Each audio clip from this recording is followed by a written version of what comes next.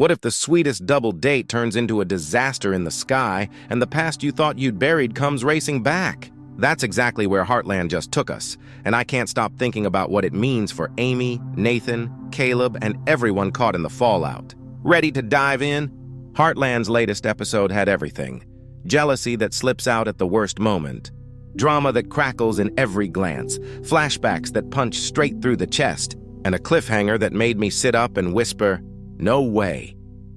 The episode is titled Braving the Wilderness, and the official synopsis says, as Amy and Ashley search the forest for the downed plane, Caleb and Nathan fight to survive the wilderness and each other, while Jack and Lisa organize an old-fashioned hang. That tells you the stakes, but the way it all unravels, that's where it gets wild. Let's start with that double date, because from the second it was suggested, something felt off. Caleb and Ashley invite Nathan and Amy to spend some time together as couples. Sounds harmless, right? Then they hear Nathan and Amy are headed to Pike River, and suddenly Caleb and Ashley want to tag along. 1 cabin, 4 people. Old feelings nobody wants to name. You can feel the awkwardness sliding under the door before anyone even sets down a bag. Caleb is trying to be easygoing, but if you've watched him long enough, you know when the mask starts to slip. Here's the question that kept tugging at me. If everyone is happy, why does it feel like a test? At first, things go surprisingly smoothly. Jokes, shared plans. That forced coziness cabins bring, but then dinner happens. One simple prompt. Ashley asks to hear the story of how Amy and Nathan met, and everything tilts. Caleb shifts in his chair. He pokes holes in the story. It doesn't feel playful. It feels protective and a little cruel. Nathan senses it instantly. He doesn't lash out. Instead, he drops a truth. He met Caleb the very same week he met Amy, because he saw Caleb in Amy's room. Silence. Ashley looks stunned. She didn't know. And to be honest, who wouldn't be hit by that? Caleb had come back to her. They were rebuilding. Why drag this into the light now and in front of everyone? That's the moment the cabin stops being a getaway and starts being a pressure cooker. Old crushes, new love, complicated timing. It's messy and human and completely Heartland. Then the episode throws us a curveball that changes everything. News hits. Nathan's dad has fallen and suffered a concussion. He needs to get back. Caleb offers to fly them home in his plane. A kind gesture, maybe even a peace offering. You can almost feel the conversation they need to have hanging between them. Unfinished, uncomfortable, necessary. But they never get to it. Somewhere over the wilderness, something goes wrong. We don't see the cause. We just know the outcome. The plane is down. And that's when the forest swallows the story. Amy and Ashley turn into searchers, while Caleb and Nathan become survivors, stuck together in the wild with only their stubbornness, their skills, and their unresolved resentments to keep them company. Can you imagine those conversations? The arguments about Amy, the blame, the forced teamwork. Who takes the lead? Who admits they were wrong? Who refuses? Here's where another thread tightens. Amy's heart. In the previous episode, Pike River stirred something deep inside her. Memories of Ty came rushing back. Those flashbacks weren't just nostalgia. They were warnings and questions. Is she ready to love again? Is Nathan the right person? Can she carry both grief and hope without breaking? And now, after the crash, those questions get louder. Fear clarifies. When someone you care about might be gone, the mind sifts everything. I think this is the quiet turning point for Amy. The accident won't push her away. It will pull her closer to what she truly feels.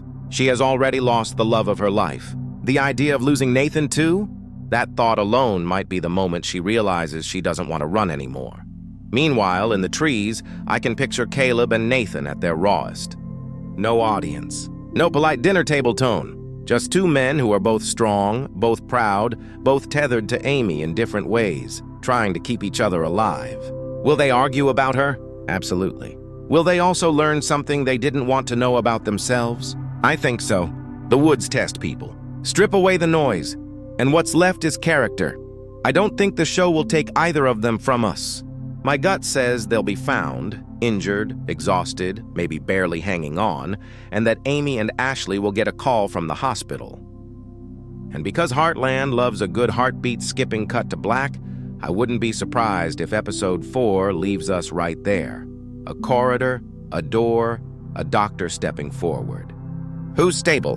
Who isn't? What changes for Amy after that? Cliffhanger City. While the search grips the wilderness, something quieter but just as intriguing is happening back home. Remember that kid who smashed Jack's truck in episode 3? At first it seemed senseless. Then we learned a man had harassed the waitresses, and the boy thought the creep owned the truck. It was wrong. But it wasn't mindless. Jack recognizes that kind of fire, the angry courage that hasn't learned where to go yet. So he does what he does best. He gives the boy a job to work off the damage. Not as punishment, but as a path. This is classic Jack, turning trouble into purpose. And it opens a door I didn't expect. Katie. She's been changing this season. Not just older, but steadier, more curious, more herself. She's reading, riding, picking lanes, then changing them when she needs to. The boy's close in age. They're both figuring out identity and responsibility. Will they bump into each other and spark? Maybe. And if they do, it won't be flashy. It'll be the kind of slow, honest connection that Heartland does better than anyone. A look, a shared task, a hard day's work that makes everything simpler. There's one more thread I can't ignore, the flashbacks of Amy and Ty. It's been years, but when those scenes arrived, they didn't feel like memories. They felt present. That's the power of a bond that never truly leaves. I think those flashbacks aren't just for us. They're a bridge for Lindy, too. Amy knows that introducing Nathan into their lives isn't just about what she wants. It's about what her daughter understands. That means talking openly about her father, not as someone being replaced, but as someone still loved. If Amy can give Lindy that anchor, then Nathan becomes addition, not subtraction. So where does that leave us heading into episode 4? Two men alone in the wilderness, forced to lean on each other when they'd rather turn away. Two women searching, one for the person she loves now, both for clarity about what comes next. A home front that's quietly shifting, with Jack guiding a lost spark and Katie stepping into her own light. And at the center, Amy, standing at the edge of past and future, finally ready to choose with her whole heart. Here's what I keep circling back to. What actually brought that plane down? Was it weather, a mechanical fault, or something that hints at a bigger story? When Amy finds Nathan, will the relief wash away her doubts or open up new ones she hasn't faced yet? And when Caleb wakes up, will he finally say the thing he should have said before dinner ever started? That he let jealousy speak for him and it almost cost him everything? Tell me what you think. Did the cabin dinner feel like an honest mistake or a line crossed? Do you think the forest will turn Caleb and Nathan into reluctant allies, or make their rivalry even sharper? And are we about to watch Amy take a real step forward with Nathan, not because it's easy, but because it's right for who she's become? One more thought before we end. I don't believe this story is about replacing anyone. It's about carrying love forward without losing what came before. That's messy. That's brave. And that's why when the phone finally rings and someone says, "We found them," everything in Heartland is going to change. Quietly, deeply, and for good. What do you think will happen in episode 4? Share your theories below, especially your thoughts on the crash, Amy's turning point, and whether Katie and the new boy are on a slow path towards something real. I'm all ears, and I can't wait to see where this goes next.